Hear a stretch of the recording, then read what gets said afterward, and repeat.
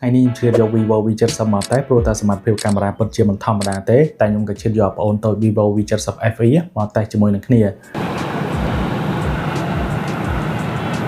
និយាយពីសមត្ថភាពកាមេរ៉ា V70 ក្រុមហ៊ុនឲ្យរហស្សនាមថា Zeiss Portrait So Pro និយាយទៅយើងអាចធ្វើការថតរូប portrait ដូចទៅនឹងកាមេរ៉ាអាជីពឬក៏ប្រភេទកាមេរ៉ាធំដែរក្រុមហ៊ុន Vivo ក៏បានធ្វើការសហការជាមួយនឹង Zeiss ទៅពិតទៅ Zeiss ក៏មានប្រវត្តិយូរតាំងពីជំនាន់ Apollo ទី11ដែលមនុស្សចុះនៅលើឋានព្រះច័ន្ទណាហើយនៅក្នុងនោះ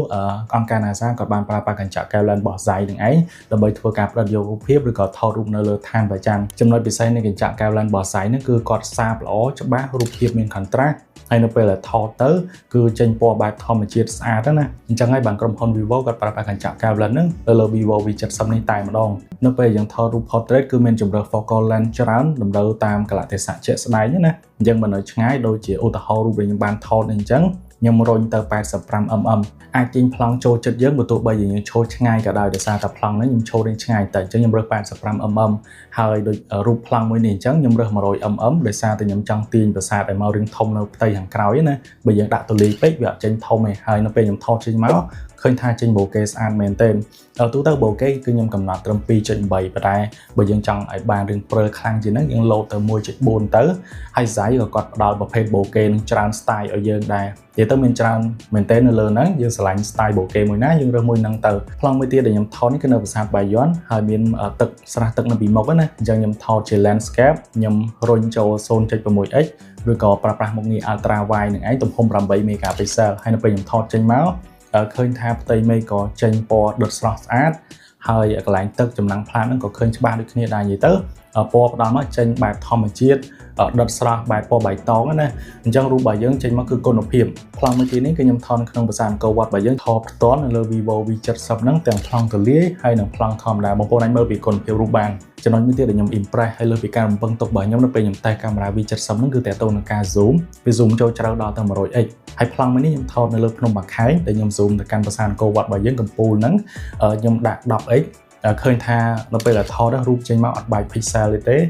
ពណ៌ក៏ចេញស្រស់ដែរហើយខ្ញុំថតចំពេលល្ងាចទៀតចឹងពេលថ្ងៃលិចមកវាចេញបែបរាងមាសបន្តិចណារាងពណ៌រាងលឿងបន្តិចនិយាយទៅចេញមកស្អាតមែនទែន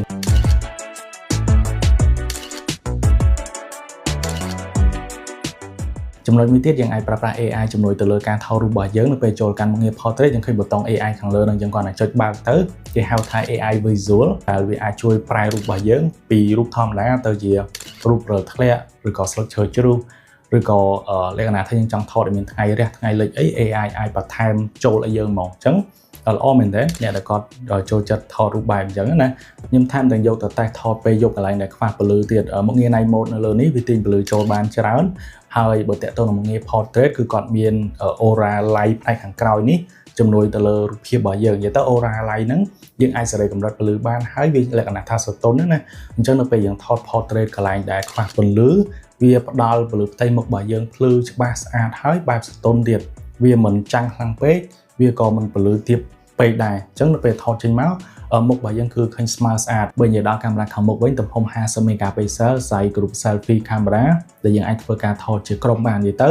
នៅពេលដែលប្លង់ចង្អៀតអីយើងអាចរុញទៅ 0.8x ទៅយើងអាចថតទូលាយបានហើយស្អាតមែនទែនចង់ថតប្លង់ក្នុងទឹកអីអត់បារម្ភឲ្យចូលមុខងារ underwater photography ទៅអាចថតបានហើយនៅពេលថតហើយយើងគ្រាន់តែចុចប៊ូតុងនេះទៅអាចធាក់ទឹកចេញអត់បារម្ភរឿងថាទឹកចូលក្នុង speaker ឬក៏ចូលក្នុង microphone អីវាអាចធាក់ចេញបានស្អាតខ្ញុំបានតេស្តទាំងពីរមកយកទាំង V70 និង V70 FE យកទៅថតនៅក្នុងទឹកណានិយាយទៅវាអាចទប់បានបើនិយាយពីសមត្ថភាពកាមេរ៉ា V70 FE នេះវិញទំហំធំមែនទែន200 megapixel មានបច្ចេកវិទ្យាទប់លំនឹងទៀតណា OIS ហើយនេះជារូបភាពមួយចំនួនដែលខ្ញុំថតដោយប្រើប្រាស់ទំហំ200 megapixel នេះបើទោះបីជា zoom ចូលបន្តិចក៏មានបែក pixel ឬក៏បាត់សាច់ detail ដែរបងប្អូនអាចមើលពីគុណភាពរូបមួយចំនួនទៀតដែលខ្ញុំថតនៅលើ Vivo V70 FE នេះផ្ទាល់ដូចគ្នាទៅនឹងបងធំរបស់វាដែរវាមានកងភ្លើងនៅផ្នែកខាងក្រោមនេះដែលគេហៅថា Aura Light ជំនួយទៅលើការថតរូបពេលយប់ night mode ឬក៏ការថត portrait ពេលយប់ហ្នឹងក៏វាជួយច្រើនដែរធ្វើឲ្យផ្ទៃមុខរបស់យើងស្រទន់អញ្ចឹងណាកាមេរ៉ា selfie ខាងមុខនេះទំហំ32 megapixel យើងអាចថតប្លង់ទូលាយបានសរុបជារួមបន្ទាប់ពីខ្ញុំតែសមត្ថភាពកាមេរ៉ានៅលើទូរស័ព្ទ Vivo ទាំងពីរ model នេះគឺពិតជា impress មែនទែនខ្ញុំមិនរំពឹងទុកថាវាធ្វើការបានល្អបែបហ្នឹងណាទៅលើការថតរូបទាំង Vivo V70 និង Vivo V70 FE និយាយទៅVivo V70 គឺគាត់អាចធ្វើការថត portrait បែបកាមេរ៉ាជីបតែម្ដងហើយខ្ញុំជួបបងប្អូននៅវីដេអូបន្តទៀត